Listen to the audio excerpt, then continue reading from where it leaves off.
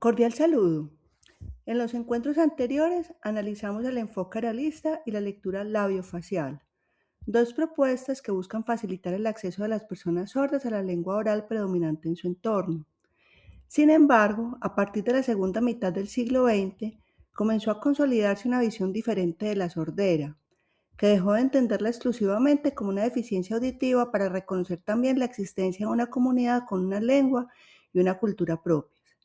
Desde esta perspectiva surge el enfoque bilingüe bicultural, que considera a la lengua de señas como la primera lengua natural de las personas sordas y promueve el aprendizaje posterior de la lengua oral y escrita como segunda lengua. En esta sesión abordaremos los fundamentos de este modelo, las características de la lengua de señas y su importancia en el desarrollo lingüístico, cognitivo, social y cultural de las personas sordas.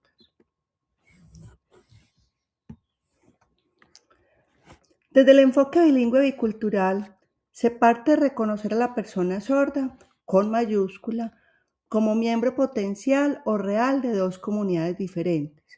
Por un lado, como miembro de la comunidad de las personas sordas, cuya lengua es la lengua de señas, y por el otro, como parte de la comunidad de oyentes, cuya lengua es la predominante de acuerdo al lugar geográfico. El objetivo fundamental del enfoque bilingüe bicultural es proporcionar los instrumentos comunicativos necesarios para su integración en ambas comunidades. De acuerdo con esta postura, la lengua de señas le permite al niño sordo, a través de la interacción con aquellos otros usuarios de este tipo de lengua y en ocasiones con su familia, la adquisición de un lenguaje estructurado y completo, el acceso a numerosas experiencias, la incorporación de conocimientos del mundo y asumir normas y pautas de conducta en el mismo, haciéndole posible además acceder a la educación de manera similar a la de los oyentes, propiciando conjuntamente el aprendizaje posterior de una segunda lengua, que sería la lengua oral y escrita. El aprendizaje de la lengua de señas, a la cual se accede a través de la visión, se constituye un objetivo primordial y por lo tanto se piensa que debe ser enseñada a toda persona sorda como primera lengua desde el nacimiento, es decir, debe darse una adquisición natural.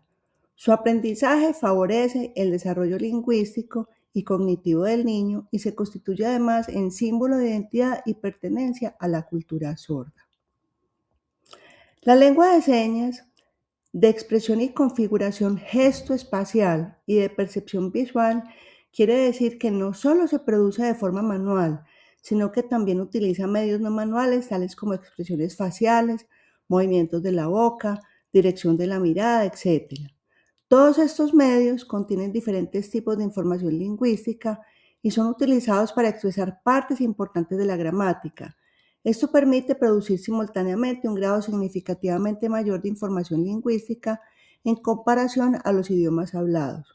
Utiliza además el espacio tridimensional enfrente del señante.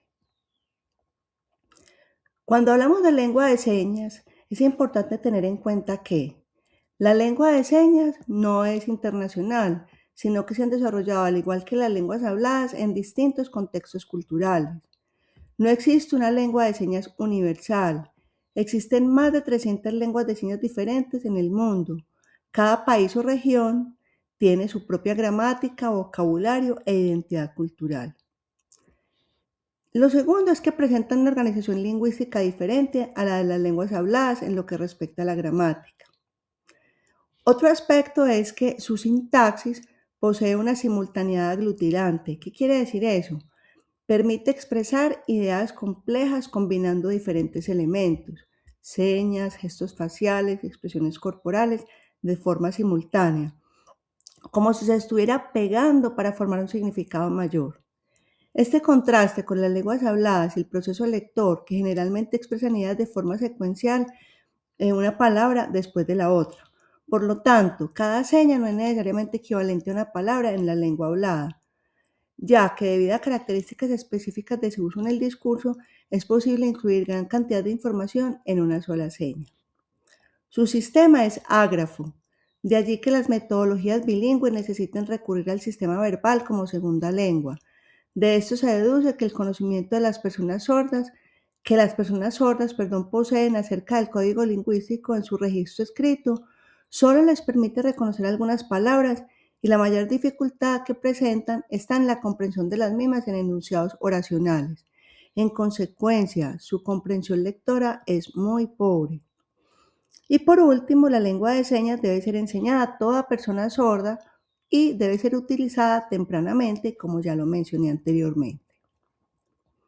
El proceso de enseñanza lectoescritural en español de las personas sordas a través de este enfoque está mediado generalmente por otra persona, el docente y el intérprete, que son quienes traducen a lengua de señas lo que dice el texto escrito.